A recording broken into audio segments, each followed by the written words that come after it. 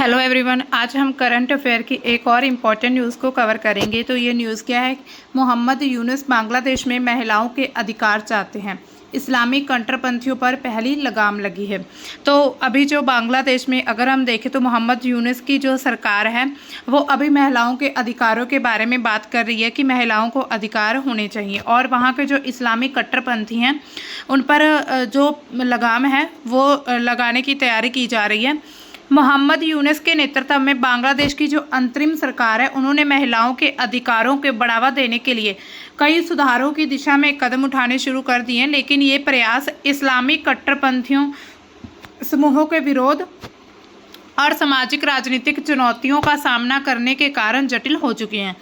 मोहम्मद यूनुस जो कि एक बांग्लादेशी अर्थशास्त्री हैं, सामाजिक उद्यमी और नोबेल शांति पुरस्कार के विजेता, वर्तमान में बांग्लादेश की जो अंतिम सरकार के प्रमुख हैं यानी कि मुख्य सलाहकार हैं। यूनुस को माइक्रो क्रेडिट और माइक्रो फाइनेंस की अवधारणा को लोकप्रिय बनाने के लिए जाना जाता है। मतलब उन्होंने जो माइक्रो क्रेडिट और माइक्रो फाइनेंस की जो कॉन्सेप्ट है उन्होंने लोगों के सामने पेश किया था, और इसके लिए इन्हें जाना जाता है, जिसके माध्यम से गरीब और वंचित समुदाय खास करके महिलाओं को छोटे जो कर्ज ऋण प्रदान किए जाते ताकि वे स्वरोजगार शुरू कर सके। तो इन्होंने कुछ ऐसा कॉन्सेप्ट लाकर सामने रखा था।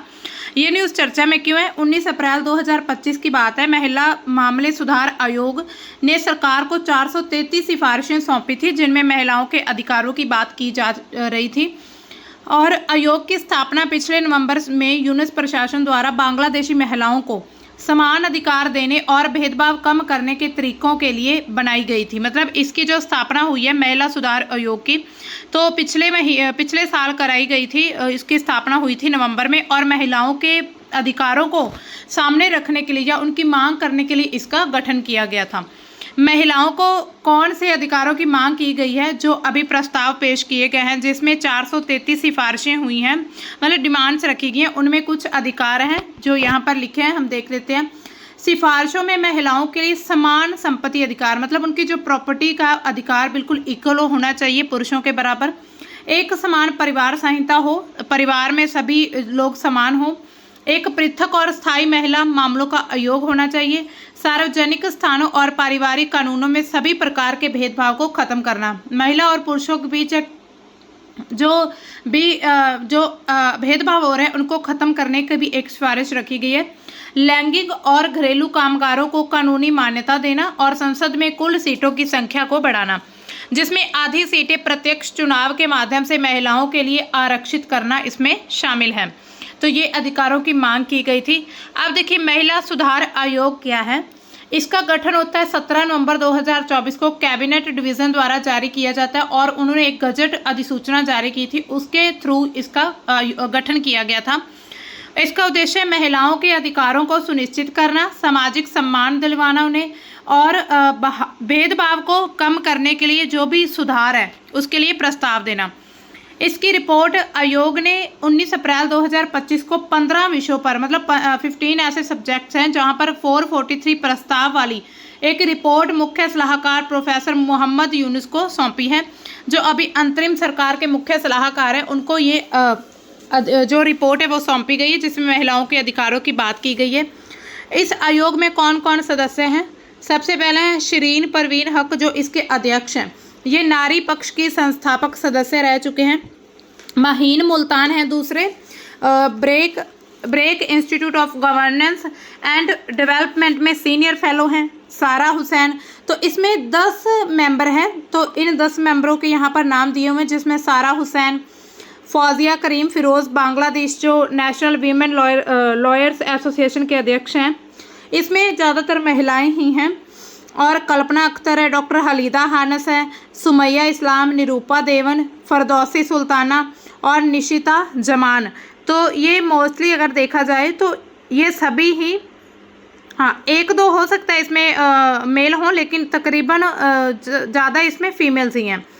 अब देखिए महिलाओं के अधिकारों पर यूनुस सरकार ने क्या क्या प्रयास किए। मतलब मोहम्मद यूनुस की जो सरकार है उसने कौन कौन सी ऐसी कोशिशें की हैं। वो चाहते हैं कि संपत्ति में लैंगिक समानता मिलनी चाहिए। यूनुस सरकार ने संपत्ति के उत्तराधिकार में लैंगिक समानता को बढ़ावा देने के लिए सुधार आयोग का गठन किया था। प्रस्तावित कानून के तहत महिलाओं को पुरुषों के बराबर संपत्ति में हिस्सा मिलेगा, जो कि वर्तमान में इस्लामी शरिया कानून के आधार पर असमान है। उदाहरण के लिए शरिया के तहत बेटियों को बेटों की तुलना में आधा हिस्सा मिलता है। मतलब जो इस्लामी कानून है शरिया, उसके अगेंस्ट है अगर देखा जाए, मतलब उसको फॉलो नहीं करता है।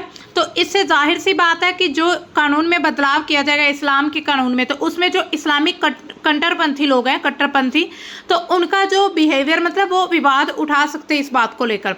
तो जो इस्लामी शरिया के तहत जो बेटियां, घर की बेटियां होती हैं, उनको बेटों की तुलना में आधा, मान लीजिए अगर किसी को बेटे को एक, मान लीजिए एक आप एकड़ ले लीजिए, हाँ 1 एकड़ अगर किसी को ये ज़मीन प्रॉपर्टी की मिल रही है, अगर एक नहीं हम ले लेते हैं 2 एकड़ टोटल ज़मीन है, इसमें एक बेटा और एक बेटी, ठीक है, बॉय मतलब एक गर्ल है, एक डॉटर है और एक सन है, तो 2 एकड़ ज़मीन है। तो अगर शरिया के अकॉर्डिंग हम इसकी मतलब इसको बांटें तो इसमें 1.5 जो एकड़ है वो मिलेगा सन को, 1.5 एकड़ 1.5, और जो आधा है मतलब आधा मिलता है उसको हिस्सा।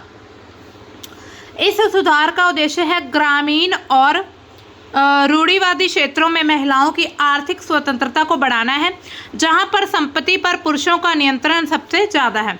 इसमें कानूनी और सामाजिक सुधारों की भी बात उन्होंने की है। यूनुस ने महिलाओं के खिलाफ हिंसा, बाल विवाह, कार्यस्थल पर भेदभाव और मुद्दों को संबोधित करने के लिए ढांचे का, जो नीतिगत ढांचा उसको मजबूत करने की बात करी। उन्होंने शिक्षा और रोजगार में महिलाओं की भागीदारी बढ़ाने के लिए प्रोत्साहन योजनाओं की घोषणा की गई है, जैसे माइक्रो फाइनेंस और कौशल विकास कार्यक्रम, जो कि यूनुस के ग्रामीण बैंक मॉडल से प्रेरित है। तो उनका एक ग्रामीण बैंक मॉडल है जो उन्होंने प्रस्तावित, मतलब उन्होंने सबके सामने रखा था।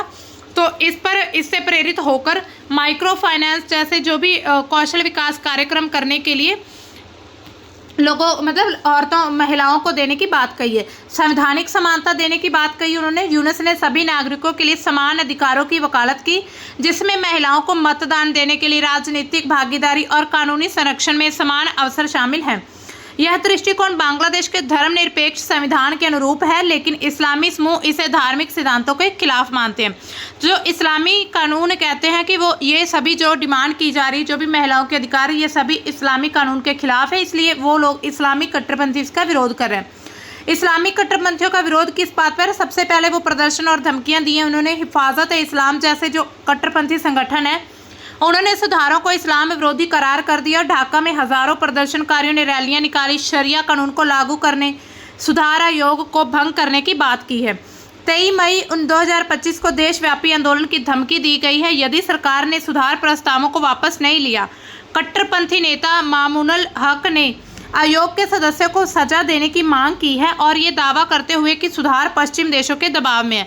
तो वो कहते हैं कि ये जो सुधार लिए गए, जो वेस्टर्न कंट्रीज से लिए गए हैं और ये इस्लाम के खिलाफ है, इसलिए इनको लागू नहीं किया जाएगा।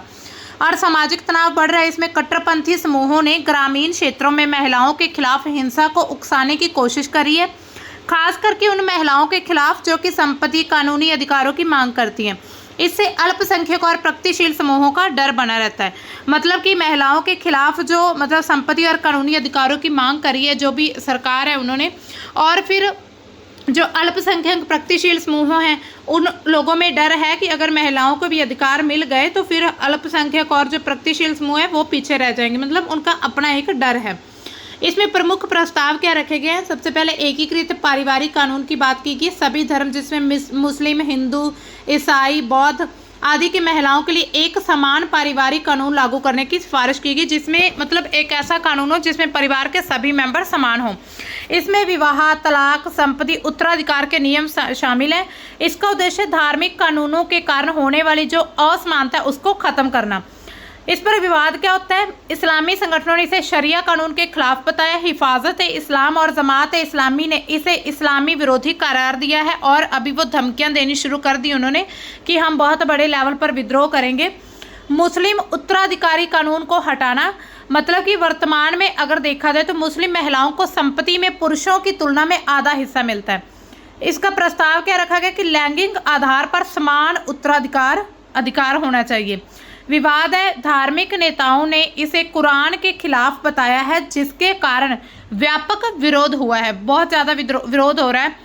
सेक्स वर्कर्स को श्रमिक मान्यता देना, सेक्स वर्कर को कानूनी रूप से मान्यता देकर सेक्स वर्कर्स को श्रमिक अधिकार, जिसमें स्वास्थ्य सुविधा, सामाजिक सुरक्षा प्रदान की जाए, उनके शोषण को कम करना इसका उद्देश्य है, और सामाजिक कलंक को खत्म करना।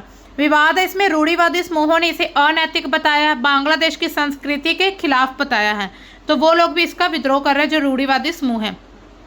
संसद में महिलाओं के लिए आरक्षण, संसद की सीटों को 350 अभी प्रेजेंट में बढ़ाकर 600 करने की और 50% 300 सीटें महिलाओं के लिए आरक्षित करने की मांग रखी गई है।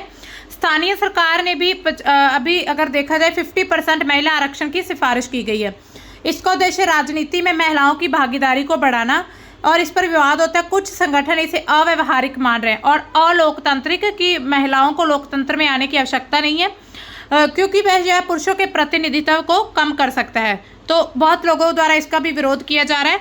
स्थायी राष्ट्रीय महिला आयोग है, इसकी मांग की गई एक स्वतंत्र राष्ट्रीय महिला आयोग की स्थापना की जाए जो महिलाओं के अधिकारों की निगरानी और संरक्षण करेगा। इसमें लैंगिक हिंसा, भेदभाव, नीतिगत कार्यान्वयन को पर नजर रखने की शक्ति होनी चाहिए। और इस प्रस्ताव को महिला संगठनों ने सकारात्मक माना है। जो महिला संगठन है उन्होंने इस प्रस्ताव को मंजूरी दी है। शिक्षा और रोजगार में समानता की बात करी है। शिक्षा में लैंगिक अंतर को खत्म करने के लिए मुफ्त और अनिवार्य शिक्षा की बात हुई है।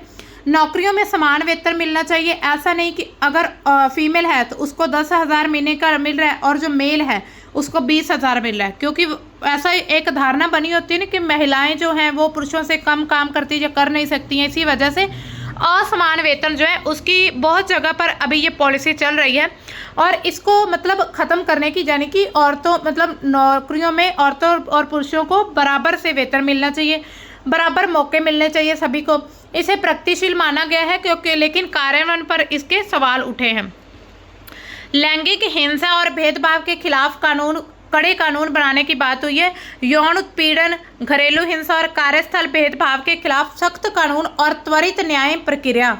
कार्यस्थलों में लैंगिक समानता नीतियों को अनिवार्य करना, ये इसका उद्देश्य है। महिलाओं के लिए सुरक्षित माहौल सुनिश्चित करना, तो इस वजह से महिलाओं के लिए एक अच्छा सुरक्षित माहौल बनाया जा सके, इस वजह से इन जो भी महिलाओं के अधिकार है इनको प्रस्तावित किया गया है। स्वास्थ्य और प्रजनन अधिकार, महिलाओं के लिए मुफ्त स्वास्थ्य सेवाएं, विशेष रूप से प्रजनन स्वास्थ्य और मातृत्व देखभाल। गर्भ निरोध और परिवार नियोजन पर जागरूकता बढ़ाने की सिफारिश हुई है। इस कुछ समूहों ने इसे पश्चिमी प्रभाव माना है कि इस पर जो वेस्टर्न इफेक्ट पड़ रहा है, इसी वजह से ऐसे कानून लाए जा रहे हैं। अब इसकी विवाद और आलोचना कौन करते हैं? सबसे पहले तो जो धार्मिक संगठन है जिसमें हिफाजत ए इस्लाम, वो इसका करते हैं विद्रोह। हिफाजत ए इस्लाम और जमात ए इस्लामी, अन्य इस्लामी दलों ने प्रस्तावों को इस्लाम विरोधी और सांस्कृतिक मूल्यों के खिलाफ बताया। उन्होंने आयोग को भंग करने और इसके सदस्यों पर कार्रवाई करने की मांग की है। इसको अलोकतांत्रिक आरोप लगते हैं। कुछ संगठनों ने आयोग को अंतरिम सरकार का रबर स्टैंप कहा है, और क्योंकि इसे जनता के व्यापक परामर्श के बिना गठित किया गया है। अव्यवहारिकता है। संसद में 50% आरक्षण और सीटों की संख्या बढ़ाने जैसे प्रस्तावों को लागू करने में आर्थिक प्रशासनिक चुनौतियों की आलोचना हुई है। इस्लामी कट्टरपंथियों का विरोध, ये प्रदर्शन और धमकियां दी। उन्होंने हिफाजत ए इस्लाम जैसे कट्टरपंथी संगठनों ने समूहों को, सुधारों को इस्लामी विरोधी माना है। और ढाका में, जो बांग्लादेश की जो कैपिटल है ढाका, वहां पर हजारों प्रदर्शनकारियां और रैलियां निकाली। शरिया कानून को लागू करने, सुधार आयोग को भंग करने की मांग की गई है। 23 मई 2025 को देशव्यापी आंदोलन की बात कही गई। उन्होंने धमकी दी कि हम पूरे देश में आंदोलन करेंगे। सामाजिक तनाव बढ़ रहा है। इसमें ग्रामीण क्षेत्रों में महिलाओं के खिलाफ हिंसा उकसाने की कोशिश हो रही है, खास करके उन महिलाओं के खिलाफ जो कि संपत्ति या कानूनी अधिकार की मांग करती हैं। मतलब उन्होंने ऐसा लॉजिक रखा है कि कुछ महिलाएं ऐसी है जो संपत्ति की मांग करती, कानूनी अधिकारों की, तो उनको ये एक उकसाने की कोशिश की जा रही है ऐसे सुधार लाकर। सरकार की प्रतिक्रिया क्या है इसमें? अंतरिम सरकार ने अभी तक इन प्रस्तावों को लागू करने पर कोई भी अंतिम फैसला नहीं लिया है। अभी तक बात हुई है कि इन सुधारों को लागू किया जाएगा, इन प्रस्तावों को। मुख्य सलाहकार मोहम्मद यूनुस ने कहा कि सभी सुधार आयोगों की सिफारिशों पर व्यापक विचार विमर्श के बाद ही निर्णय लिया जाएगा। सरकार ने धार्मिक संगठनों के विरोध को शांत करने के लिए एक संवाद शुरू कर दिया है। मतलब अभी जो मीटिंग है वो एक चल रही है, उसके बाद धीरे धीरे पता चलेगा कि इन सुधारों को पूरी तरह से प्रस्तावों को लागू किया जा सकता है या नहीं। तो ये थी हमारी आज की न्यूज़, जिसमें हमने देखा जो यूनुस सरकार है, जो बांग्लादेश में अभी सरकार है, अंतरिम सरकार चल रही है, उसने बहुत सारे ऐसे महिलाओं के अधिकारों को लेकर जो प्रस्ताव रखे हैं, तो अभी उनको पास करने की बात चल रही है। लेकिन इसमें जो इस्लाम को मानने वाले लोग हैं, इस्लामी कट्टरपंथी, वो इन चीज़ों का विरोध कर रहे हैं, क्योंकि उसमें महिलाओं के बहुत से अधिकारों की बात की गई है। तो मिलते हैं हम अपनी नई न्यूज़ के साथ, और अगर आपको इसका PDF चाहिए तो नीचे हमारे टेलीग्राम ग्रुप का लिंक दिया हुआ है, आप उसे ज्वाइन कर सकते हैं। तो मिलते हैं हम अपनी नेक्स्ट न्यूज़ में, तब तक के लिए बाय, थैंक्स फॉर वॉचिंग।